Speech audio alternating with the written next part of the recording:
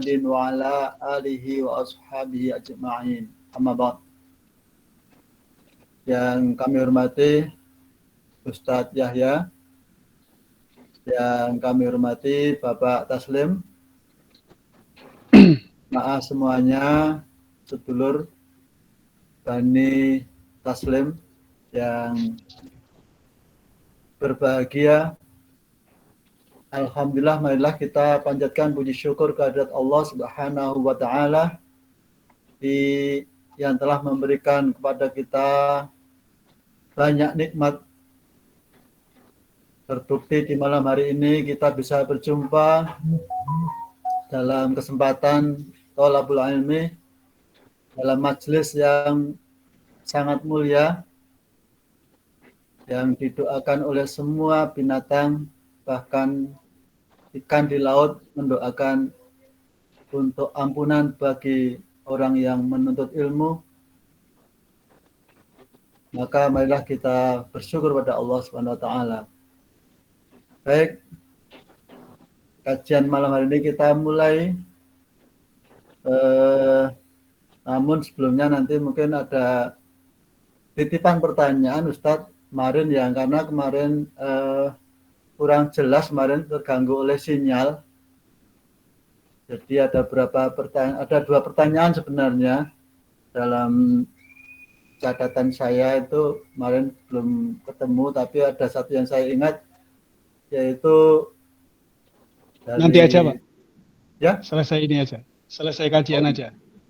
Oke ya. Ustaz. Baik.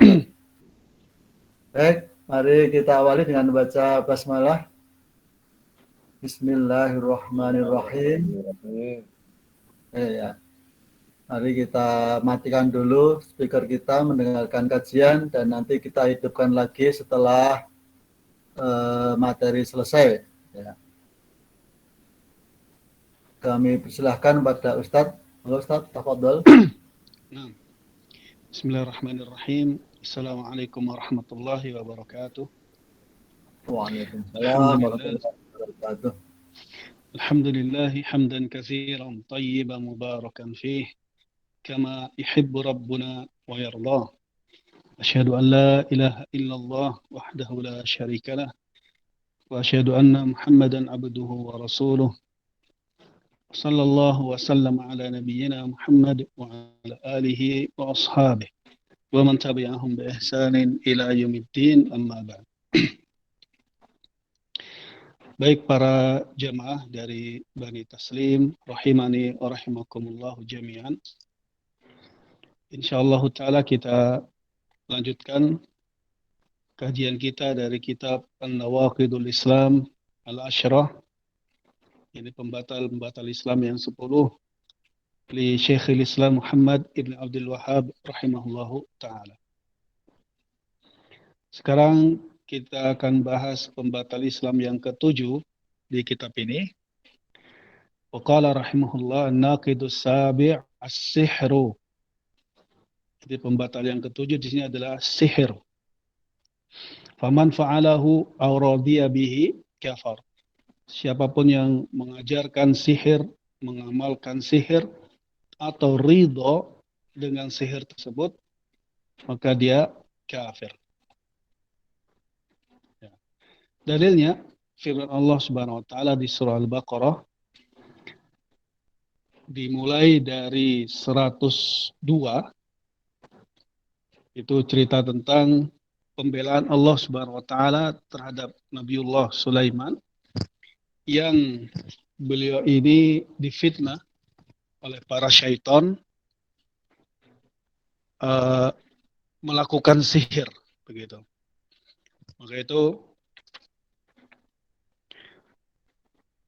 syaitan itu berkata bahwa maksudnya menyebarkan hoax, ya, menyebarkan fitnah di tengah kaumnya Nabi Sulaiman, termasuk di tengah kaumnya mereka sendiri, para syaitan.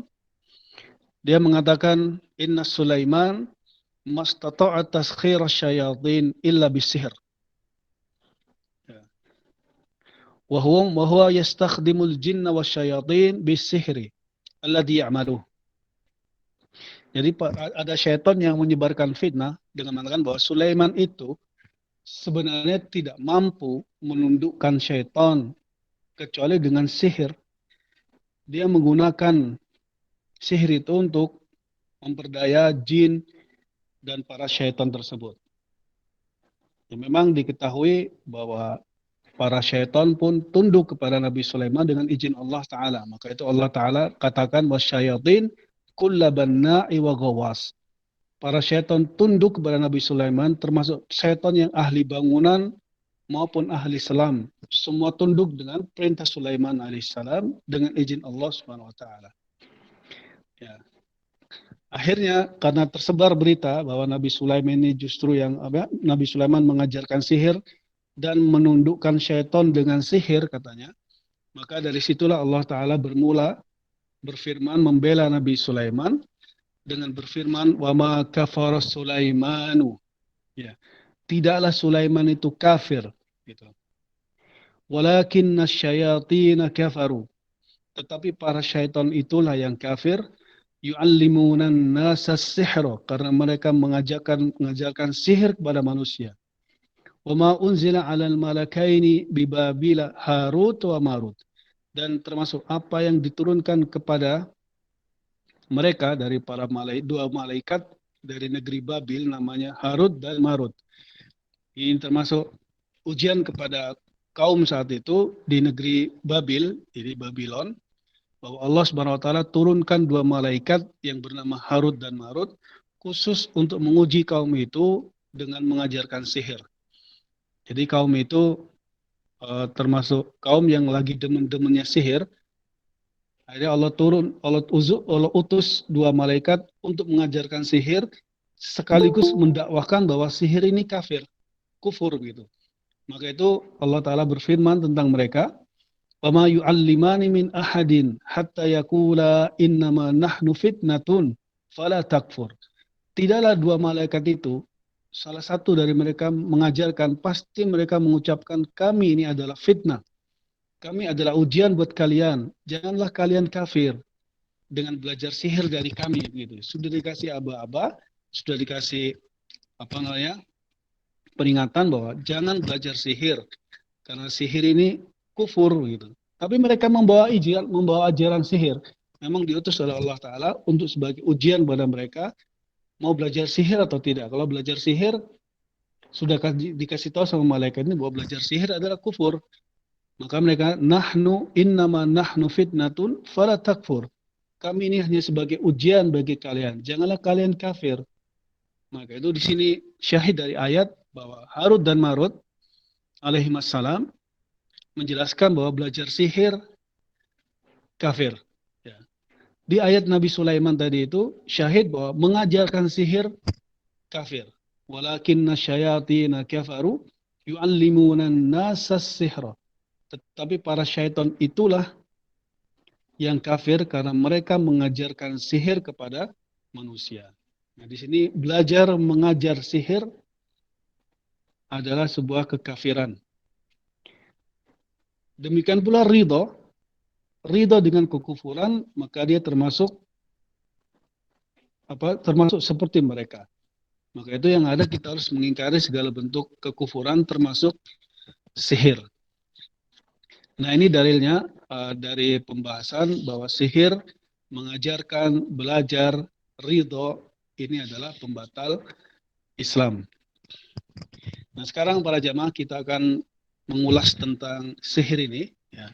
Dan mungkin ini akan menjadi pembahasan yang panjang karena satu, banyaknya jenis sihir di masa ini, dan yang kedua, sihir-sihir di masa ini sudah dikemas dengan berbagai bentuk nama yang akhirnya orang tertipu dengannya, menyangka itu bukan sihir padahal itu sihir. Jadi sihir-sihir sekarang ini sudah dikemas dalam bentuk permainan, ya, lomba dan semisalnya. Padahal itu hakikatnya adalah sihir yang membatalkan Islam.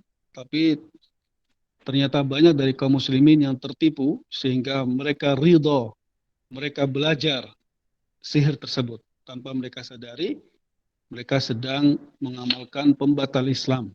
Maka itu karena pentingnya masalah ini, dan kenyataan di lapangan juga banyak orang tersihir ya, dari efek-efek sihir yang mereka tidak tahu. Maka insya Allah saya akan bahas sedetail mungkin tentang sihir ini, macam-macamnya, jenis-jenisnya, dan cara mengobatinya dari sihir.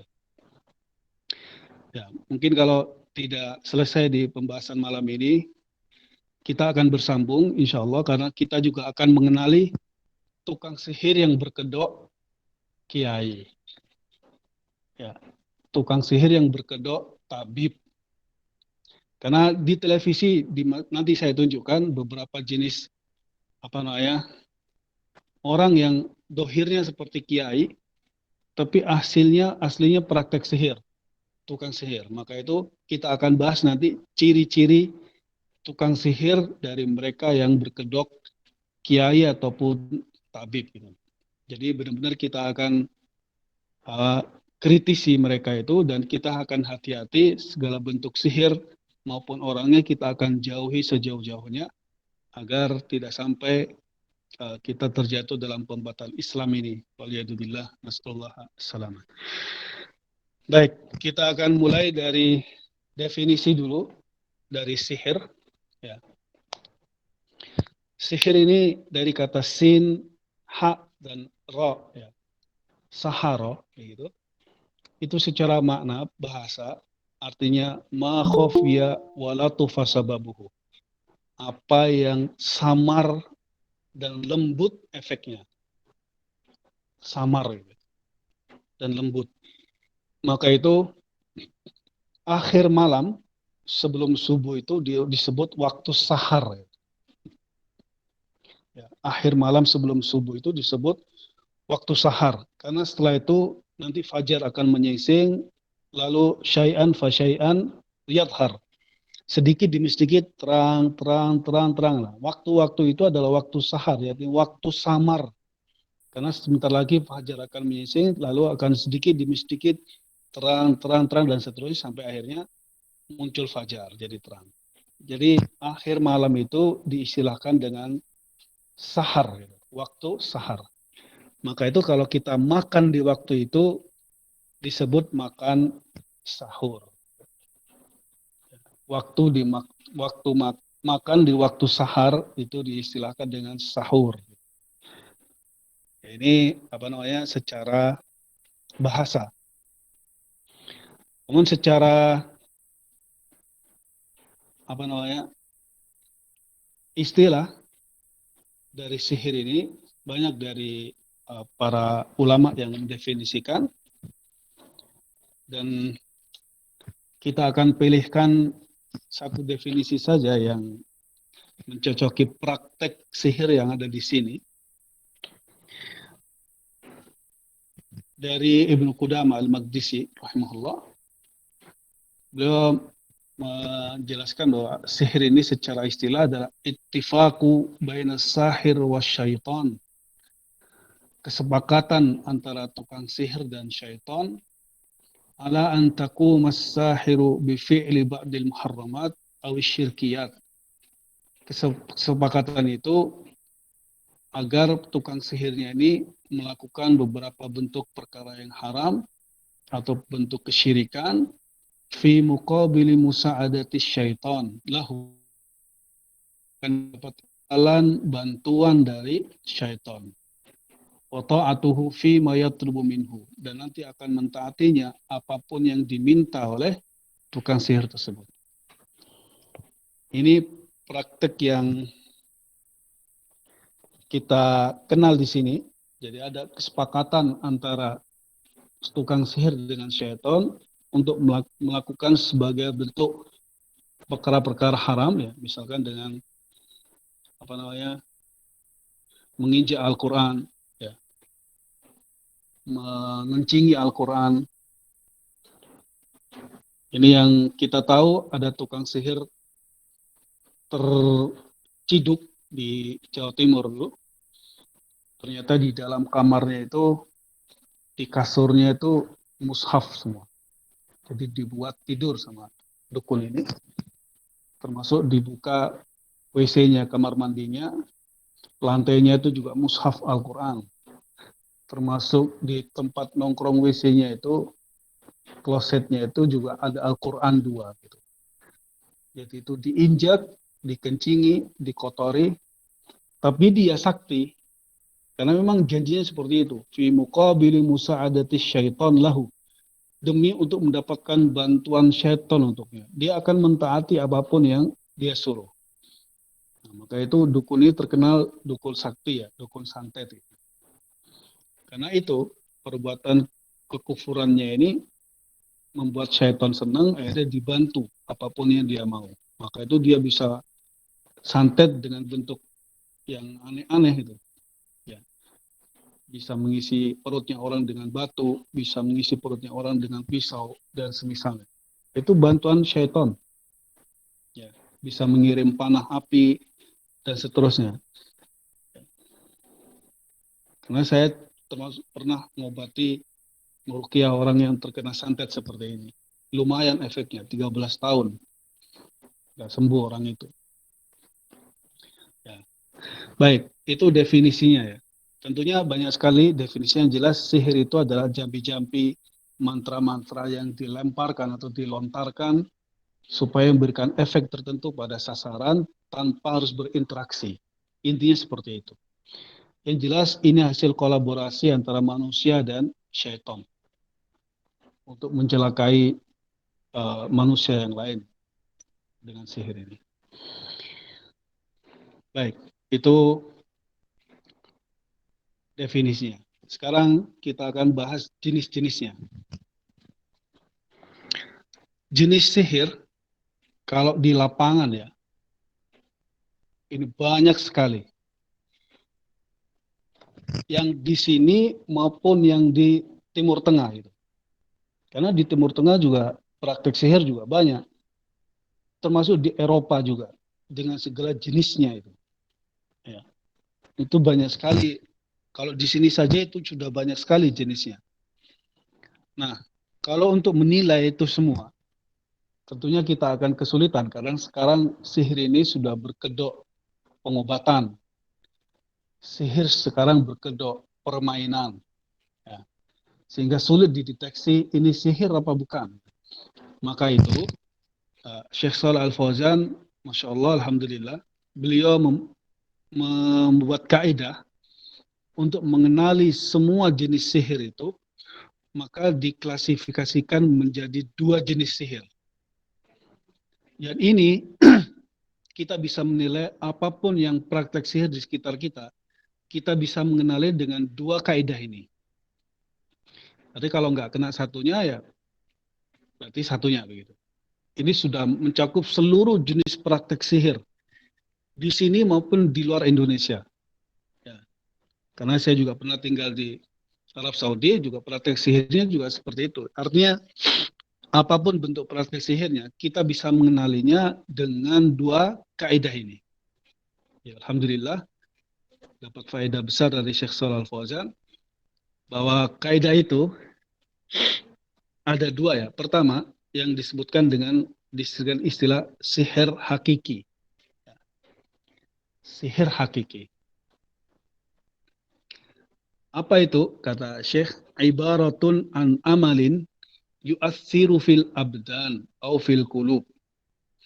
Sebuah amalan sihir ya maksudnya yang memberikan efek kepada badan atau kepada hati ya, atau kepada pikiran gitu. Ya, memberikan efek kepada badan bisa dengan sakit bahkan sampai berujung kematian gitu. Kalau membunuh langsung nggak bisa, sihir itu, sihir hakiki, membunuh langsung nggak bisa, tapi dengan proses kesakitannya dan seterusnya dia bisa mati karena sakitnya, bukan karena sihirnya. Karena bagaimanapun syaitan nggak bisa langsung membunuh manusia. Tapi yang kita tahu di lapangan, dia menggunakan media-media kita untuk membunuh kita dengan racun, dengan besi karat, ya, dengan batu dan semisalnya. Itu yang kita tahu di lapangan seperti itu. Jadi Aries itu sebuah amalan sihir yang memberikan efek langsung kepada badan dengan cara seperti itu bisa sakit sampai kematian, atau memberikan efek kepada hati ya, dengan misalkan rasa rasa cinta secara mendadak atau rasa benci secara mendadak ini, atau tahu-tahu rasa aneh kepada istrinya atau suaminya dan sebagainya, ini termasuk sihir hakiki, atau memberikan efek kepada pikiran gitu. Memberikan efek kepada pikiran itu, kata Syekh Saleh, bi ayyi khayyila ila insanin annahu fa'ala syai'an fa huwa lam yaf'alhu.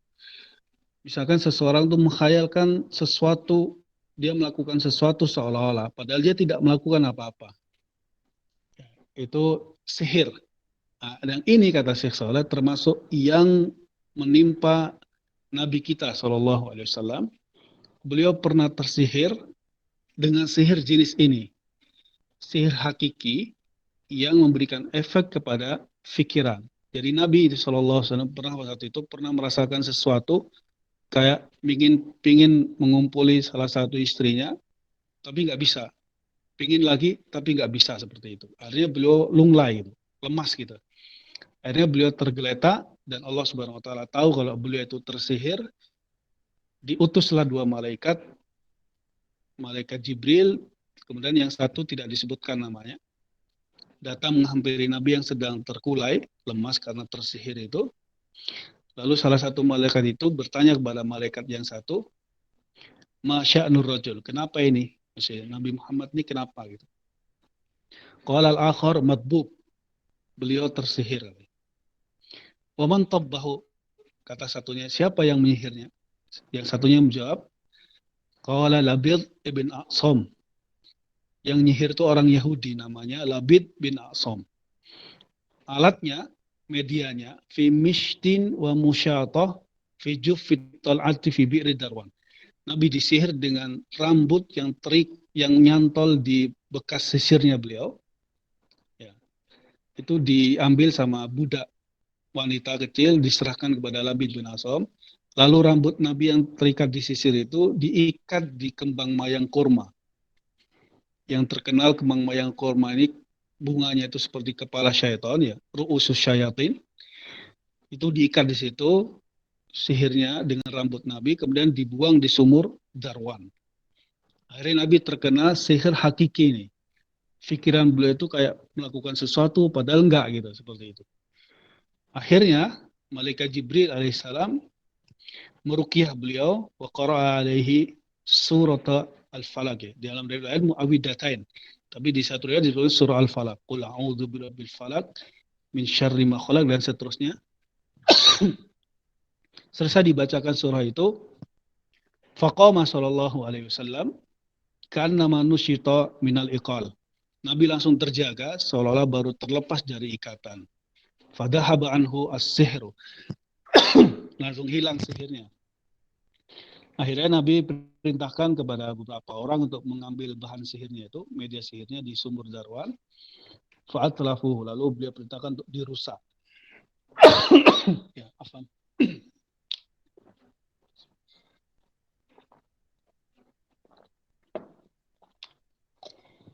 Ya. Baik, pelajarannya di sini bahwa sihir yang menimpa Nabi adalah sihir yang menyerang pikiran, langsung efeknya kepada pikiran, dan ini dikategorikan sebagai bentuk sihir hakiki. Jadi apapun sekarang bentuknya yang seperti itu, ya, menyerang pikiran, badan, dan hati, itu adalah sihir dan maksudnya ke sihir hakiki. Kalau misalkan yang menyerang badan itu sekarang santet ya, misalkan. Jadi mendatangkan berbagai gangguan penyakit aneh yang tidak bisa didiagnosa secara medis pada tubuh seseorang. Misalkan tahu-tahu lumpuh tanpa sebab. Lumpuh tanpa sebab medis. Tahu-tahu bisu tanpa sebab. Perut membesar padahal nggak ada isinya.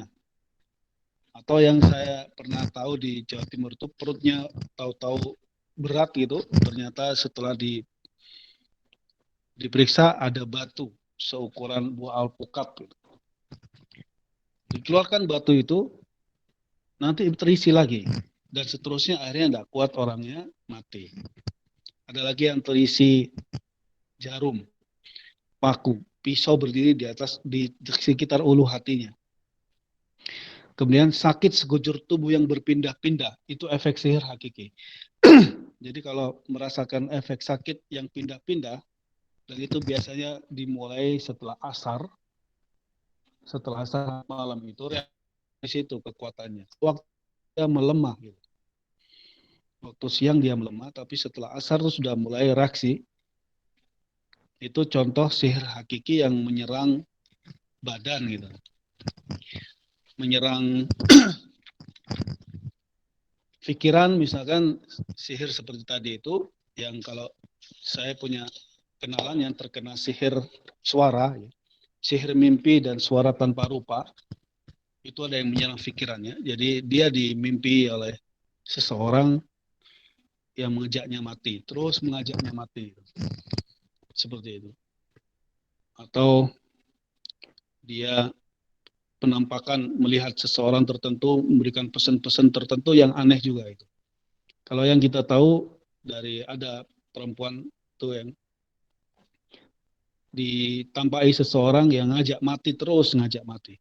Ngajak dia duduk-duduk di kuburan gitu. Memang tahu-tahu dia jalan sendiri malam-malam, tengah malam nongkrong di kuburan sendiri. Maka apa namanya? Itu seperti itu.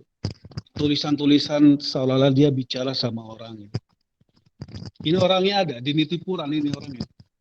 Karena saya sempat ini Pak Hamdan kenal ini orangnya. Karena saya sempat mengajari suaminya supaya saya ajari ruqyah supaya ngobati perlahan gitu. Itu kadang jalan sendiri, istrinya malam-malam itu ke kuburan, duduk di kuburan. Itu efek sihir hakiki ya, yang menyerang pikirannya. Nggak tahu apa yang ada di pikirannya. Kita taunya dari tulisannya. Jadi tulisan dia nulis-nulis itu mengungkapkan tentang keluhannya yang selalu didatangi orang gitu, dibisik ke orang gitu. Ya, ada lagi kawan saya juga di Magetan itu melihat Danau Sarangan itu kayak pasar bawahnya ramai. Jadi lihat Danau Sarangan itu bawahnya pasar ramai. Setelah saya ketemu saya dia jatuh perempuan ini. Oh, kok jatuh kenapa? Wah, ini efek sihir nih paling. Ternyata benar setelah saya seriusi keluar setannya semua. Itu apa namanya? Efek sihir seperti itu. Itu saya langsung di lapangan ketemu wanita-wanita yang tersihir gitu. Nanti saya bahas kenapa mereka kok bisa tersihir ya. Ini setelah saya interview, setelah sembuh itu kan saya tanya-tanya yang selama ini dilakukan apa, kok bisa masuk sihir itu. Gitu. Jadi sekaligus ilmu buat saya dan nasihat juga bagi yang lain supaya dan diketahui ya yang terkena sihir itu berhijab, baca Quran juga, sholat juga. Tapi 2 kali bahkan 3 kali di Nitipuran ada 2 itu yang terkena itu. Itu orang yang ngaji, orangnya baca Quran, orangnya sholat juga terkena sihir. Gitu. Ya, berarti di sini harus ada rambu-rambu yang harus kita patuhi dan kita nggak boleh sombong melawan syaitan. Syaitan nggak kelihatan. Jadi kalau dia sudah dendam sama kita, ini udah kita akan dicari kelemahannya. Kapan ketemu diserang langsung. Nah itu karena saya yang langsung terjun di lapangan karena menghadapi orang yang terkena. Jadi saya tanya, kenapa kok bisa begitu? Akhirnya saya dapat ilmu untuk bekal-bekal supaya tidak tersihir gitu. Al-Muhim itu sihir yang menyerang pikiran ya. Kemudian ada sihir yang menyerang hati, itu yang disebutkan Syekh Muhammad dengan istilah sorof atau atof. Kalau bahasa kita ini pelet ya, sihir pengasihan. Ini juga harus diwaspadai ya, karena ada juga yang kena dari teman-teman kita ya. Waktu itu ada di Godian ini yang kena. Jadi sihir pelet ini kan 2 ya efeknya ya. Kalau enggak langsung membenci mendadak saat itu, prosesnya hanya semalam, atau langsung cinta mendadak gitu. Nah, maka itu biasanya ini Apa kalau sihir pengasihan ya, sihir pelet ini cirinya ya. Jadi dicermati cirinya, dia mendadak mencintai seseorang secara tidak wajar dan di luar tabiatnya. Jadi artinya secara fisik pun kita bisa menilai, tidak mungkin masa cinta sehebat itu terhadap orang ini. Misalkan laki-laki yang dicintai itu misalkan kecil, jelek, misalkan bau, misalkan apa ya. Tapi yang mencintai ini cantik, kaya, berkedut tinggi seperti itu. Kok langsung mencintai, nggak ada proses ya. Langsung mencintai, itu langsung dimimpi, langsung seneng gitu. Sihirnya masuk bisa lewat pikiran, lewat mimpi. Nah, kalau sudah terkena, biasanya wanita ini sering linglung gitu. Wanita atau laki-laki yang terkena lah ya. Linglung, diam, melamun, dinasihati tidak mau. Marah dinasihati. Jadi kamu itu sadar nggak mencintai orang yang bukan bukan yang pas buat kamu, itu malah marah biasanya. Itu kalau dinasihati seperti itu marah, itu sudah alamat gitu. Ya. Itu sihir mahabbah namanya, sihir pelet ya, sihir pengasihan. Nah, sebaliknya itu sihir tafrik namanya. Ini di sini ada, di Wuleri sini ada orang yang terkena sihir tafrik ini. Ini juga perhatikan ciri-cirinya. Kalau pasangan itu terkena sihir tafrik, ya, ini cukup populer ya di masa ini karena cukup laku lah. Karena banyak orang hasad sekarang, banyak orang iri kepada pasangan yang lain. Ada yang mereka bayar tukang sihir supaya dipisahkan. Ini memisahkan suami istri, kadang bisa memisahkan anak dan orang tuanya, memisahkan dua orang sahabat. Ini namanya sihir tafrik. Nah, ciri-cirinya, ciri-ciri tafrik ini yang perlu diperhatikan ada perubahan perasaan secara tiba-tiba. Dari cinta menjadi benci secara drastis. Prosesnya cuma semalam, bahkan sejenak langsung benci. Ya. Tiba-tiba yang kedua ya, yang pertama itu, yang kedua tiba-tiba muncul banyak keraguan. Dia itu kok sudah ragu dengan suaminya, ragu dengan istrinya, sering membesar-besarkan masalah yang sepele. Ya. Pokoknya cari jalan supaya bertikai, bertengkar, sehingga berpisah. Gitu. Kemudian nggak betah di rumah. Ya, ekstrimnya kalau yang di Wuleri ini terjadi, ekstrimnya itu melihat wajah suaminya jadi buruk gitu. Jadi hitam, jadi bau, jadi kayak gembel gitu sih. Atau sebaliknya kalau yang tersihir itu suaminya berarti melihat wajah istrinya jadi buruk, jadi bau, jadi nggak suka deket jadi. Jadi kayaknya mau pergi terus, mau pisah terus. Nah, itu semua apa namanya terefek sihir tafrik atau sihir sorf itu. Yang seperti itu segera ditangani ya. Nanti insya Allah kita bahas cara penanganannya. Yang penting kita kenali dulu itu ciri-cirinya. Tapi ada lagi di Godean dan di Sidoarjo itu ada perempuan mengadu suaminya tersihir gitu katanya. Oh ya, iya tersihir pelet katanya. Lalu kita tahu yang tersihir perempuannya seperti apa. Perempuannya ternyata lebih cantik dari dia, lebih kaya, lebih muda. Wah, kalau seperti ini kayaknya bukan efek sihir, Bu. Itu memang suami Anda itu selingkuh kalau begitu. Artinya normal itu ya, normal. Jadi istrinya sekarang nilainya, misalkan nilainya 6 gitu ya. Terus tuduhannya kepada yang nyihir itu, yang nyihir nilainya 8 gitu. Itu kayaknya nggak mungkin. Nggak mungkin kalau perempuan secantik itu, sekaya itu, semapan itu, nyihir suami Anda itu nggak mungkin gitu. Karena jauh dari target itu.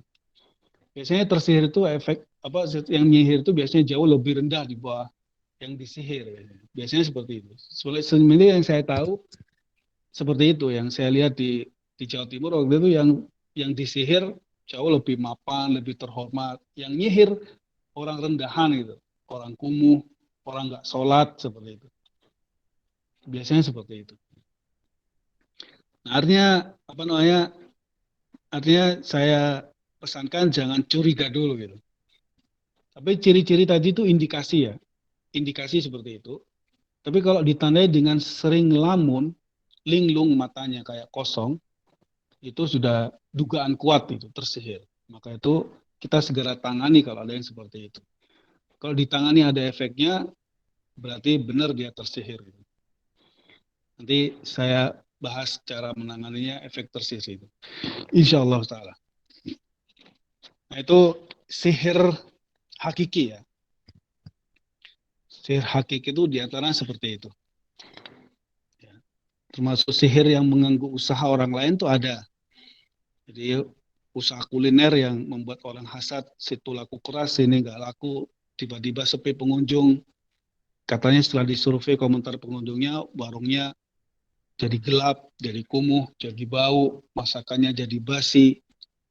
Dan itu memang seperti itu. Kalau lihat di sini persaingan warung kaki lima di sini yang berjejer-jejer, ternyata ya ada juga yang tahu-tahu apa ngasih beras apa di depannya itu main sihir gitu. Itu efeknya adalah warung itu jadi nggak terlihat, padahal terang benderang jadi gelap, jadi kayak nggak ada warung gitu. Ya setan bisa saja.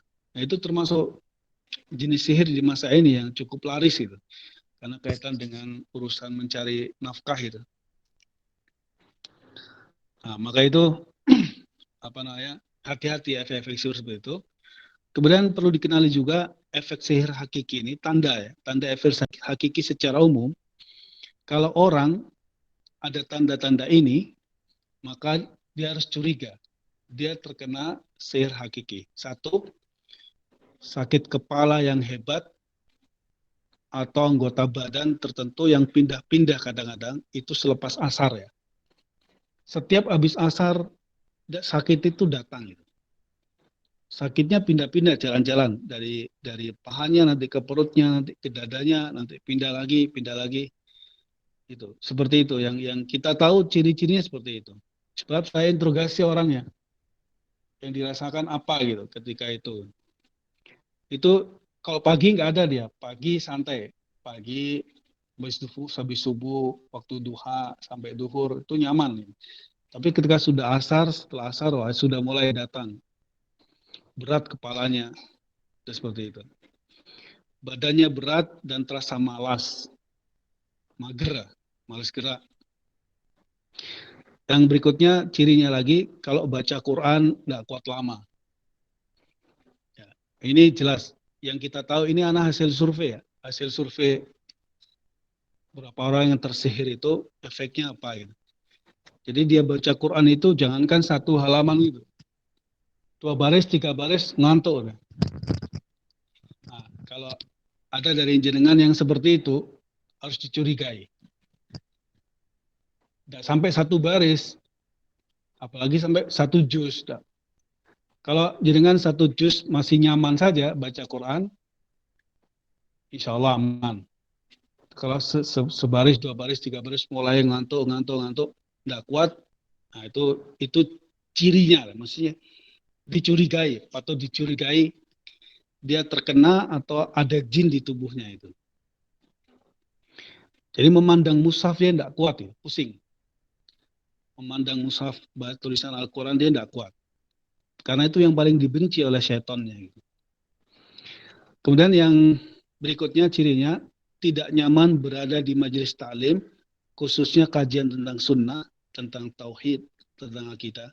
Dia nggak nyaman, itu cirinya. Nah kalau ini memang setelah sembuh orangnya itu kan tanya, ternyata dia nggak suka di majelis saya ketika pembahasan akidah, pembahasan tauhid.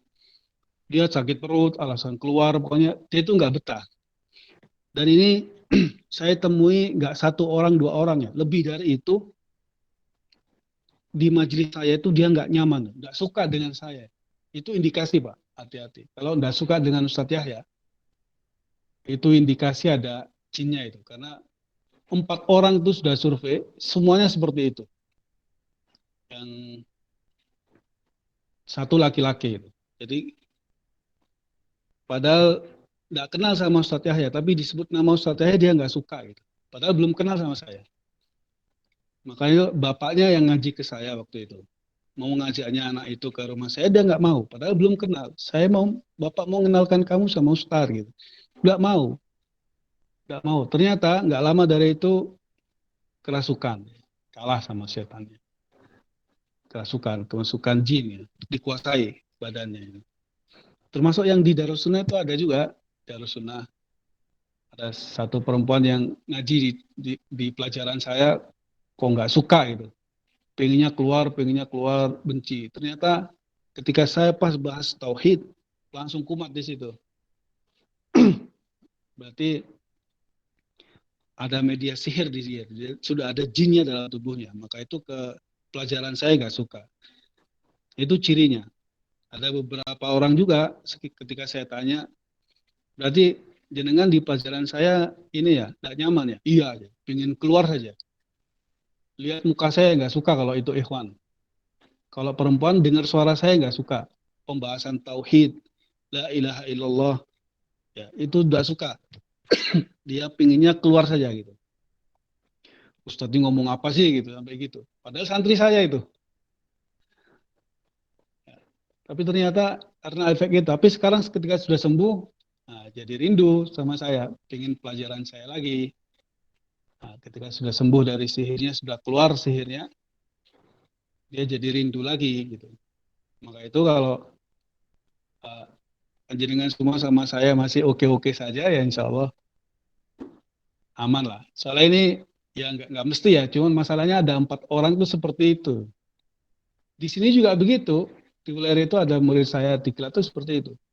Ternyata ada yang efek dengan efek satu. Nggak tahu kok, saya kok dikenal itu sama jin itu. Mungkin gara-gara perang di Magetan kemarin waktu itu. Jadi jinnya kenal sama saya. Ya itu para jamaah. Itu ekstrimnya itu kalau ketemu orang yang dia takuti, dia nggak nyaman bahkan sampai jatuh gitu. Itu. Seperti yang saya sendiri di Magetan itu kan istrinya kawan saya itu. Saya baru datang turun dari mobil, saya salaman sama suaminya, assalamualaikum, terus berpelukan, tiba-tiba istrinya jatuh di belakang. Katanya lihat saya nggak kuat terus jatuh katanya. Wah berarti itu ada itu anta gitu kan. Kok bisa ya? Ayo coba yuk. Gitu. Sekarang ditelusuri benar ternyata banyak sekali macannya. Yang keluar itu nenek-nenek dari Lawu, jinnya yang diisi dia itu. Ya cukup lama kita bergulat dan alhamdulillah tapi dia sembuh. Ya, alhamdulillah dengan izin Allah, Allah menyembuhkannya. Intinya itu tanda-tandanya ya jamaah. Jadi sering dengar bisikan yang ngajak dia mati atau ngajak dia ke kuburan. Terus satu lagi sihir yang apa ya? Yang saya tahu di Purwokerto ini, ibu-ibu itu sihir tafrik juga. Kalau malam ada hawa dingin masuk lewat lubang belakang. Gitu. Jadi kalau dia berkumpul sama suaminya apa berkumpul sama dia panas dingin menggigil gitu. Tapi giliran suaminya pergi dia nyaman gitu. Kayak ada yang nemeni itu nyaman, bahkan ada terasa ada hawa sejuk masuk lewat lubang belakang. Karena jin itu kan dingin. Jin itu suhunya dingin. Ya. Soalnya Nabi pernah mencekik jin itu kena liurnya di tangan beliau dingin katanya. Maka itu kalau ada hawa masuk lewat dubur itu dingin, itu tandanya dia disukai sama jin. Atau kalau ada orang hawanya dingin, itu tandanya dia kerasukan jin seperti itu. Nah itu. Ini jamaah masih aman kan ya? Saya biasanya kalau jelaskan jin kalau ada yang greges, berarti masalah itu. Ini jenengan semua masih aman-aman loh.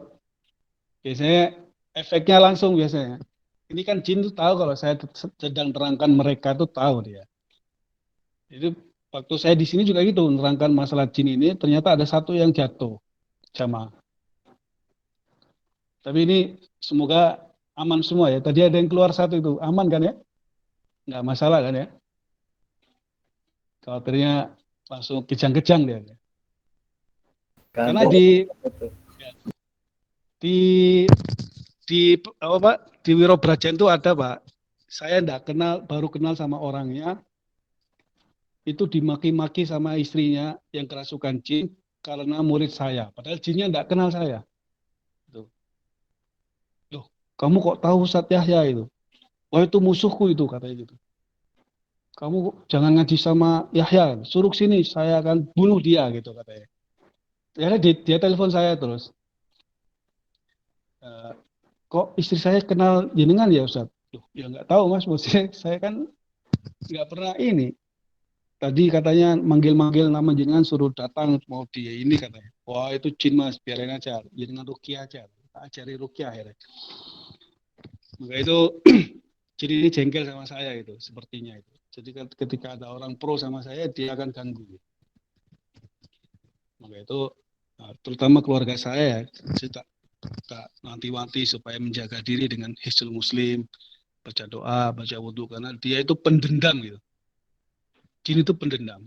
Sering kadang ngelawan, kamu keluar ya, saya masuk ke kamu ya. Oh no, biasanya gitu. Atau saya masuk ke istrimu gitu. Ya kita santai aja, ya wes enggak apa-apa, masuk ke saya enggak apa-apa. Penting keluar dulu gitu.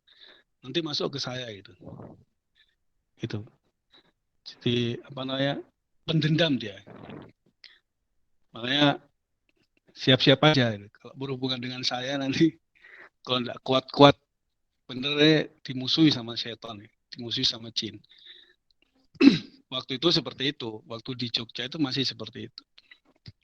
Nah itu namanya sihir hakiki ya Pak. Jadinya hati-hati saja dengan efek-efek seperti itu. Kalau kita tahu itu sihir, segera kita berlindung kepada Allah. Kalau ada yang terkena, nanti kita cari cara pengobatannya itu. Nah itu jenis pertama Pak, dari sihir. Itu yang disebut dengan sihir hakiki. Masih kuat kan ini? Saya lanjut sihir berikutnya ini. Nggak ada yang ngantuk, mules perutnya, tahu-tahu panas dingin, aman ya, insya Allah.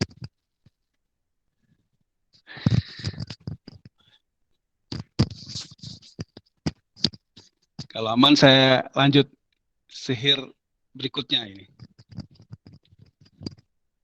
Masih panjang Pak perjalanannya Pak. Ini kita kenali dulu jenis-jenis sihir Pak. Yang kedua ini diistilahkan dengan sihir takhyili. Gitu. Sihir takhyili. Dari kata khayal, itu kata Syekh Saleh, ma yu'athiru fil absar wal andar. Yang efeknya itu nyerang mata gitu. Dan penglihatan mata. Melihat sesuatu yang tidak seperti hakikatnya gitu. Fatara syai'a ala khilafi ma huwa alaihi. Dia melihat sesuatu yang menyelisih aslinya.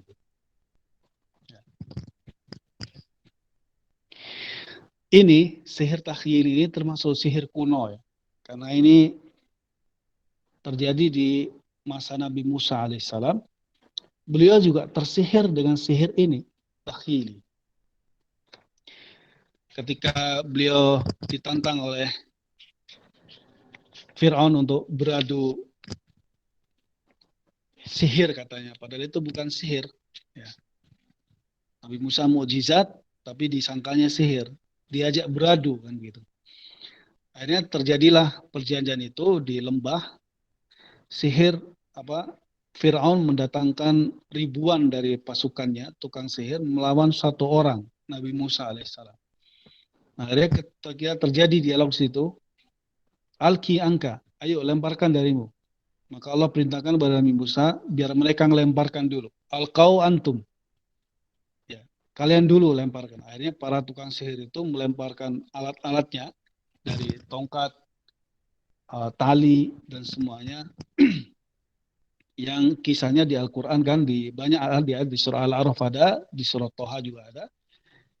Akhirnya tongkat dan tali itu dalam pandangan Nabi Musa dan kaumnya itu seperti ular. Padahal itu kenyataannya di depan pandangan tukang sihirnya tetap tali, tetap kayu. Tapi di mata Nabi Musa alaihissalam, di mata kaumnya juga, itu terlihat seperti ular gitu. Maka itu disebutkan dalam surah Toha, wa idza hibaluhum wa isiyuhum yukhayyalu ilaihi min sihrihim annaha tas'a. Maka ketika tali-tali mereka dan tongkat-tongkat mereka menghayalkan kepada mata Nabi Musa karena sebab sihir itu, seolah-olah dia bergerak cepat, gitu, kayak ular itu. Maka itu fastarhabu wajah abi sihrin adim. Nabi Musa akhirnya juga takut ya. Khifatan Musa. Nabi faujasa fi nafsi khifatan Musa. Akhirnya Nabi Musa takut juga kena efek sihir itu. Lalu Allah Ta'ala berfirman, Kulna la takhaf. Kami katakan, Musa, nggak perlu kau takut. Innaka antal a'la. Kamu sesungguhnya lebih tinggi dari itu. Wa alqi ma fi yaminika talqaf ma sanau. Lemparkan saja apa yang di tangan kananmu itu. Misalnya nanti akan menelan apa yang telah mereka berbuat. Dilemparkanlah oleh Nabi Musa tongkatnya itu. Jadi ular, dan ini ular beneran. Nabi Musa melihatnya juga ular. Tukang sihir itu melihatnya juga ular. Semua kaumnya melihatnya itu ular. Dan ini ular beneran. Sehingga ular itu memakan tongkat-tongkat kecil itu, kalau di dalam pandangan kaumnya Musa, memakan ular-ular kecil seperti itu. Ya. Nah di sini nyata bahwa mata Nabi Musa alaihissalam tersihir. Allah Ta'ala berfirman, saharu a'yunan nas. Mereka telah menyihir pandangan-pandangan mata manusia. Ini yang disebut dengan sihir takhili. Oleh sebab itu, tukang sihir itu yang tadinya menyangka Nabi Musa itu berbuat sihir seperti mereka, tapi kok ternyata ular beneran, akhirnya mereka tobat gitu. Wa ulqiyas saharatu sajidin. Akhirnya mereka para tukang sihir itu sujud semua kepada Allah. Qalu amanna bi rabbil alamin. Mereka berkata, sekarang kami beriman kepada Rabbul Alamin. Rabbi Musa wa Harun. Rabbnya Musa dan Harun. Akhirnya Fir'aun jengkel. Tukang sihirnya disuruh melawan Musa, malah sujud kepada Allah dan beriman pada Nabi Musa. Akhirnya mereka disalib semua. Dipotong tangan kanan dan kaki kirinya. Sebagai hukuman dari Fir'aun. Ya, kesimpulannya, itu adalah sihir takhyili. Jadi apapun, itu contohnya yang pertama terjadi seperti itu. Jadi, apapun yang menipu mata, yang kenyataannya nggak seperti itu adalah sihir. Dan termasuk sihir takhyili. Maka itu Syekh Shalal Fauzan memasukkan segala jenis bentuk sulap, akrobat, itu adalah sihir takhyili. Sulap, mata kita ditipu. Melihat sesuatu yang kenyataannya nggak seperti itu. Ya. Akrobat juga begitu. Ya, itu termasuk sihir takhyili yang kalau kita senang dengan itu, termasuk ridho dengan kekufuran dan dianggap sama dengan pelakunya. Maka itu jangan nonton sulap lagi. Karena sulap itu termasuk jenis sihir takhyili. Dan celakanya, waktu saya baru pulang dari Saudi waktu itu, ternyata di sini lagi besar-besaran lomba sihir waktu itu. Jadi kalau ingat waktu itu ada pamflet besar itu dilombakan itu sihir dulu namanya The Master itu dasar The Master itu acara lomba sihir, tapi itu dikemas dengan bentuk permainan, dengan bentuk hiburan. Itu hakikatnya semua sihir, maka itu sihir takhyili. Jadi orang yang jadi merubah ini jadi kelinci, merubah ini jadi apa, itu semua sihir takhyili. Orang dipotong tapi disambung lagi, nanti kayak dibelah nanti sambung lagi dan seterusnya. Itu semua sihir takhyili. Kalau senang dengan itu, berarti dia mengamalkan pembatal Islam ini karena dia ridho dengan sihir. Dia ridho dengan sihir, dan ini sihir takhyili. Ya. Jadi jangan nonton kalau ada yang seperti itu, tipu-tipuan mata itu, meskipun itu kecepatan tangan, itu juga termasuk jenis sihir.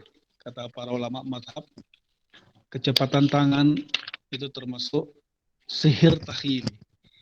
Maka hati-hati media-media bermain di sekolah-sekolah kalau prinsipnya mata kita tertipu melihat sesuatu yang tidak seperti hakikatnya, maka mata kita tersihir. Jadi mata kita tersihir dengan jenis sihir takhyili.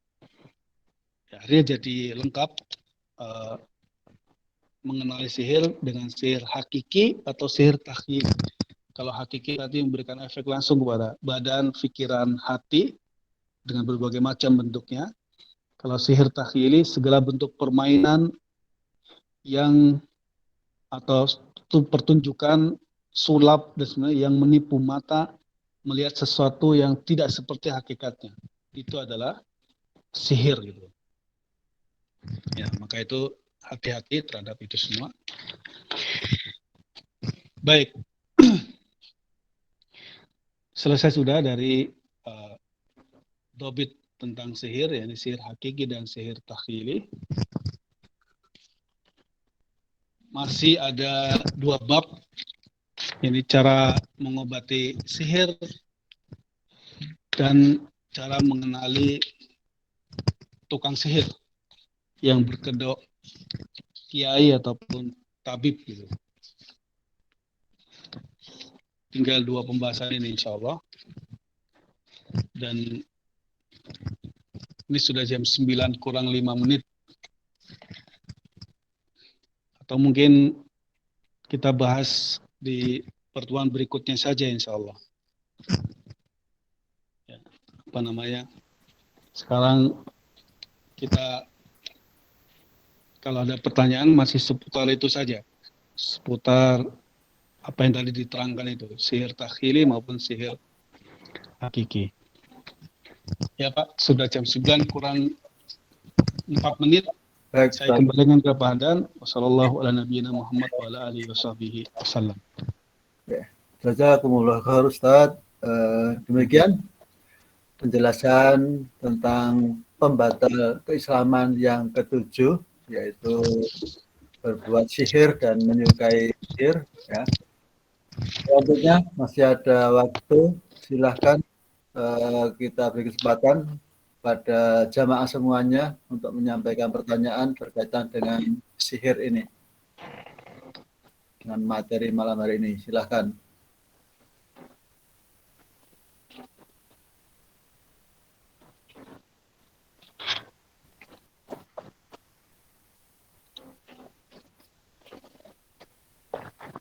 Kalau belum ada, Ustaz mau bertanya. Tenaga dalam, Ustaz. Sebenarnya Ustaz, saya ya. Oke. Tenaga dalam yang menggunakan ini apa? Katanya memanfaatkan energi alam. Ya. Apakah ini juga termasuk sihir? Yang kedua, permainan kecepatan tangan itu kan semacam kayak keterampilan, Ustaz. Itu mengapa termasuk dalam hal yang dosa membaca Islam? Terima kasih, Ustaz. Ya. Tenaga dalam itu saya tidak tahu maksudnya untuk apa itu. Menggunakan media alam itu untuk mencelakai orang, untuk apa maksudnya? Buat apa gitu maksudnya? Efeknya buat apa itu? Tenaga dalam itu. Ya, macam-macam Ustaz. Ada yang bisa menterapi orang, ada yang untuk menyelamatkan diri, dipukul orang tidak mental gitu ya. Ya. Ya, sihir berarti. Sihir itu. Ya. Karena Islam tuh ngajari ilmiah itu. Kalau ngobati secara ilmiah, tibun nabawi atau herbal atau medis seperti itu. Selain itu sihir sudah.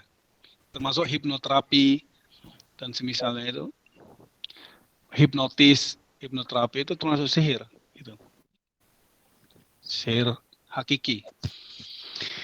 Tadi tentang kecepatan tangan itu memang 4 mazhab itu cuman Imam Syafi'i yang tidak menganggap itu sihir ya. Kalau kecepatan tangan. Tapi kalau yang 3 itu menganggap itu sihir karena tetap prinsipnya yukhayyilu a'yunan nas gitu. Fatara syai'an bima huwa khilaf alaihi. Karena pada prinsipnya dia menipu mata gitu. Dia menipu mata seseorang melihat sesuatu yang tidak seperti hakikatnya. Ya kayak misalkan kita dulu ingat gak mainan karet ya. Mainan karet ke anak-anak di kayak putus. Nah, putus kan ternyata nggak putus. Jadi itu kita telah menyihir anak kita itu dengan sihir takhili. Jadi mainan apapun yang dia lihat seperti itu tapi kenyataannya nggak seperti itu ya.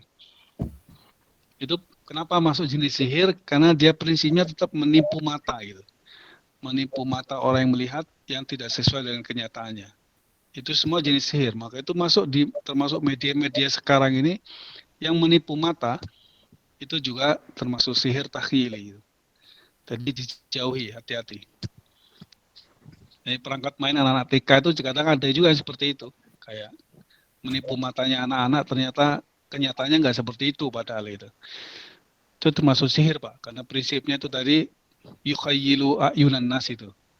Tadi memberi khayalan kepada pandangan manusia melihat sesuatu yang tidak seperti kenyataannya. Tipu gitu. Di situ letak kenapa disebut sihir takhili. Ya, wallahu a'lam. Sampun. Silahkan segera saja yang lain. Dinyalakan speakernya.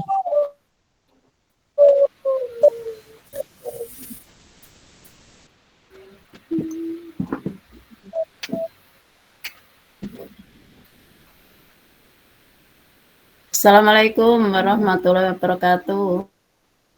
Waalaikumsalam warahmatullahi wabarakatuh. Mau tanya Ustaz, supaya tidak kena sihir, bagaimana caranya? Iya. Pertama, isi hatinya dengan Al-Quran. Itu. Karena itu tameng terkuat dari sihir itu Al-Quran. Kalau rumahnya sudah mulai bermasalah, di rumah itu kita malas ibadah, nggak bisa bangun malam, dibacakan Al-Baqarah sampai selesai, di ruqyah itu, rumah itu. Kemudian jangan berdusta, jangan suka bohong, sama jangan banyak berdosa itu. Ya. Alam taro ala tanazzalu alaihim syayatin. Kalian tahu nggak syaitan itu turun pada siapa? Atanazzalu syaitan kulli affakin athim. Syaitan itu turun untuk orang yang sering berdusta dan banyak berdosa itu. Jadi kalau orang sering bohong, kemudian banyak dosa itu termasuk lemah tamengnya itu dari sihir. Kemudian kalau perempuan ya, kalau buka pakaian baca bismillah dahulu. Karena kata Nabi, sataroma bainahu wa bain auratil jin idza khala'a thawbahu yaqula bismillah. Penutup mata jin dengan aurat kita kalau kita buka baju adalah membaca bismillah. Itu dimanapun ya, di dalam kamar. Kalau mau masuk kamar mandi berarti di luarnya ya. Bismillah. Bismillahirrahmanirrahim. Ini apa? Ada masuk kamar mandi itu. Wal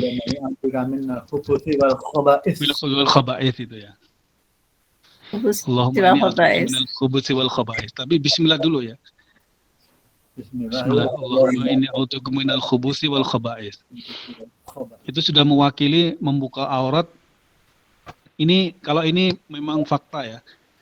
Setelah saya interogasi ibu-ibu yang di Purwokerto itu, dia terganggu dicintai sama jin ternyata.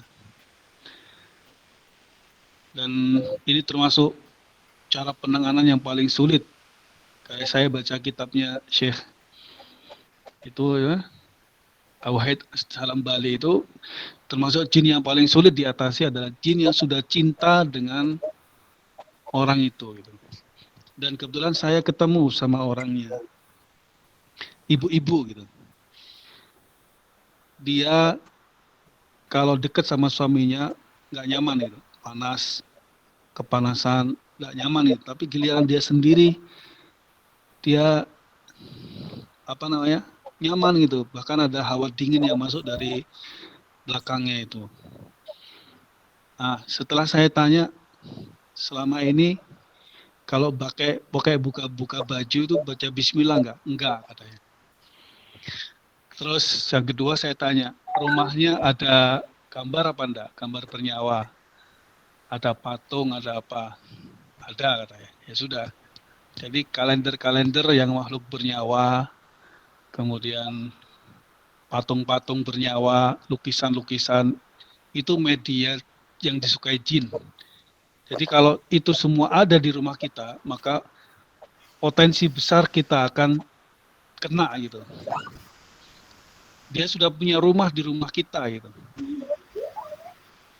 Gambar bernyawa gitu. Foto, kalender, apapun, patung, itu semua rumahnya dia itu. Nah, bayangkan kita menyediakan rumah jin di rumah kita ya. Dan ini faktanya seperti itu. Akhirnya jin karena sering lihat dia, perempuan ini, lihat auratnya misalnya, akhirnya dia rasuki dan dia akan sampai mati bersama itu. Saya akan mengajaknya mati gitu. Waduh, sudah repot, dikeluarkan sudah susah sekali kalau sudah seperti itu. Ya, jadi luar biasa perangnya kalau memang seperti itu. Maka itu jaga jangan sampai kena yang seperti itu. Kalau buka aurat jangan lupa Bismillah itu saja, terus buka auratnya. Meskipun di depan suaminya itu nggak ada urusan sama manusia, itu urusannya sama setan gitu. Jadi meskipun di depan suaminya tetap Bismillah, buka pakaian terus baca Bismillah. Laki-laki maupun perempuan ya sama. Kita laki-laki bapak juga membuka pakaian pun bisa Bismillah. Karena itu kata Nabi yang bisa menjadi penutup tirainya kita dan mata jin itu. Ya, kemudian musik jangan sampai ada di rumah kita suaranya itu, karena itu makanannya. Itu kesenangan jin. Kalau sudah suara rumah kita sering ada suara musik, maka dia akan betah di situ dan sangat berpotensi kita akan terkena gitu. Kita akan terkena. Kemudian kalau berikutnya rokok. Rokok itu juga bau-bauan yang disukai jin ya. Selain menyan ya. Rokok. Karena ada ustadz yang waktu itu ya bau menyan. Ya menyan itu, menyan yang di sini itu. Bukan bukhur ya, tapi menyan. Termasuk wangi-wangian bunga itu makanan jin itu. Bunga melati apa itu.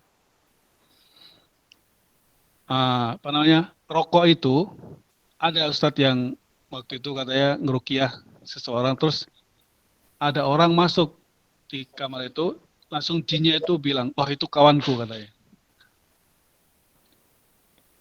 "Ku koncoku." Katanya. Sopo, kenapa? Ternyata dia baru ngerokok tadi di luar. Bau rokok yang kerasukan itu langsung menghirup nafas tuh. Gitu. Wah, koncoku iki. Ternyata jin itu suka bau rokok gitu. Maka itu kalau Anda merokok di rumah itu berarti Anda ngasih makanan terus sama jin. Maka itu jangan salahkan kalau suatu saat ada kelemahan dia masuk. Dia terkena. Nah itu yang harus dijaga ya. Itu ya yang saya survei di lapangan seperti itu. Artinya saya kok bisa dia terganggu itu, kenapa ternyata masih kayak gitu. Masih ada gambar bernyawa, patung, ada suara musik yang rutin setiap hari, asap rokok juga tiap hari. Ya berarti kita ngasih rumah jin di rumah kita. Nggak baca bismillah kalau buka baju.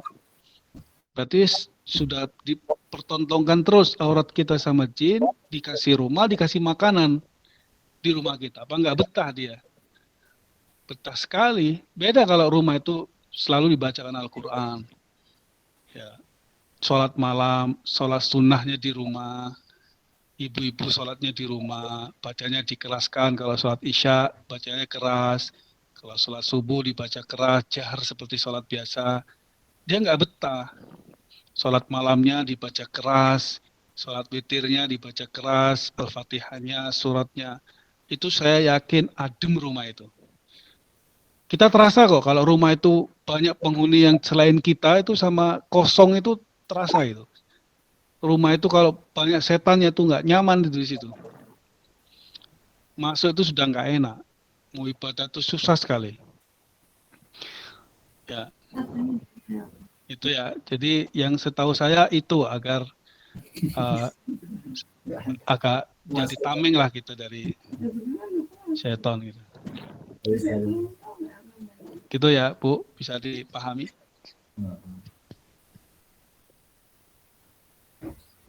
Assalamualaikum Ya, Ustaz. makasih Ustaz. Waalaikumsalam warahmatullahi. Saya mau tanya lagi Ustaz. Pak. Itu kalau yang jenis musik yang disukai jin itu jenis musik apa Ustaz? Yang disukai. Semuanya Pak, yang bernada itu kan saya baca beberapa hadis, saya kumpulkan ya. Ada 13 hadis waktu itu tentang bahwa syaitan ini suka jenis alat-alat musik pokoknya.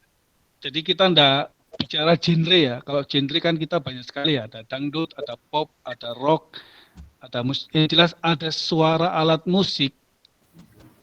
Dia senang itu. Bahkan kata Nabi, kalau kalian tahu, orang kalau mendengarkan musik itu, ada syaitan duduk di pundaknya, lalu kakinya ini mendegup-degupkan, mukul-mukul di dadanya orang itu. Makanya kita dengan musik kan kita adrenalinnya kan bergerak itu, jadi semangat, jadi senang itu karena pukulan setan tuh di dada kita itu. Ya.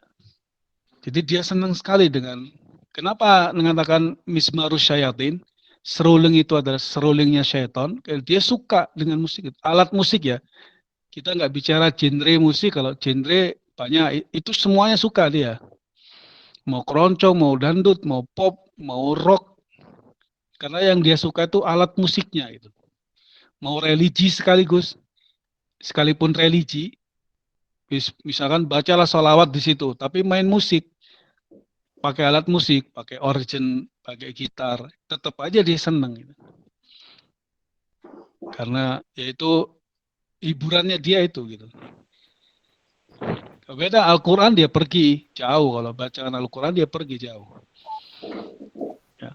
Ada adzan dia pergi jauh, tapi giliran musik dia di situ bermain itu, senang itu. Maka itu jangan dikasih kesempatan Pak di rumah kita. Ada suara musik itu. Nasallallahu as-salamah. Gitu Pak. Satu lagi ya. Itu kalau sholat malam itu sendirian itu bacaannya baiknya keras atau enggak Bacaannya keras Pak, jahar seperti biasa. Karena sholat malam semuanya jahar bacaannya, baik sendiri maupun jamaah. Ini dicontohkan oleh Abu Bakar Siddiq radhiyallahu anhu. Beliau baca terdengar tapi lirih. Kemudian Umar bin Khattab radhiyallahu anhu membacanya agak keras suaranya. Makanya Nabi kan bertanya, kenapa kok baca terlalu lirih? Kata Abu Bakar, saya berbisik-bisik dengan Allah. Tapi kalau Umar bin Khattab, saya ingin membangunkan orang, kata itu. Akhirnya Nabi kan perintahkan, rendahkan sedikit, naikkan sedikit. Jadi cukup terdengar oleh kita, itu cara membacanya ketika kita sholat malam. Cukup terdengar oleh kita dan sekitar kita di kamar, itu cara sholat malamnya, jadi dibaca jahar. Dan itu insya Allah syaitan nggak kerasan Pak. Jin akan pergi dari rumah kita kalau ada bacaan kita sholat, apalagi ada tasbih, ada takbir, wah nggak kerasan sholatnya, gitu. Insya Allah Taala. Tapi juga gambar-gambar bernyawa juga harus dibuang, Pak. Iya, Ustaz. Itu gambar bernyawa, patung itu juga harus dibuang, gitu. Iya. Nggih, gitu insya Allah. Ya. Terima kasih Ustaz. Nggih, Pak. Sami-sami. Nambah satu pertanyaan, Pak. Nggih. Itu kalau hadrah, Fadhol. musik hadrah kayak apa? Hadra, Halo? Anu Ustaz. hadra ada ini ya kan, ada originnya itu. Kan hadrah. Ada Kalau yang itu apa? kalau duf, kalau yang diizinkan itu oleh Nabi itu duf, pakai duf ya. Duf itu yang terbang yang nggak pakai gerincing-gerincing itu. Dengan Oh, ya. syarat Yang ada Hanya gerincingnya. nggak ada gerincingnya. Itu dengan syarat yang menyanyikan anak-anak kecil. Kemudian dinyanyikan di waktu sholat Id, misalkan untuk kegembiraan, untuk penyemangat. Terus dengan syarat liriknya nggak ada lirik-lirik yang bermasalah itu. Lirik-lirik yang baik. Cuman itu diizinkan itu pada kesempatan tertentu dengan penyanyi tertentu, dan itu nggak ada musiknya, itu cuma duf ya, suaranya dung dung dung gitu saja, nggak ada nadanya itu. Tapi Iya, kalau hadra itu ada serulingnya, Jadi- ada trompetnya, jadi nggak boleh.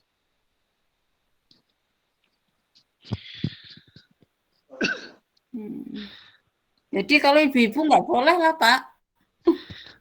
Ibu-ibu kan suaranya menggoda itu, aurat Bu. Kalau nyanyi didengarkan laki-laki, suaranya diindah-indahkan tuh aurat Bu. Jangan. Kalau ibu-ibu jangan nasyid lah. Nggak boleh itu. Mumpuni pengajian. Ya. Kita akan membuat orang. Oke ya, terima kasih Pak Ustaz. Oke. Boleh sama perempuan. Oh, Mas Santo silahkan itu. Tadi mau tanya Mas Santo ya.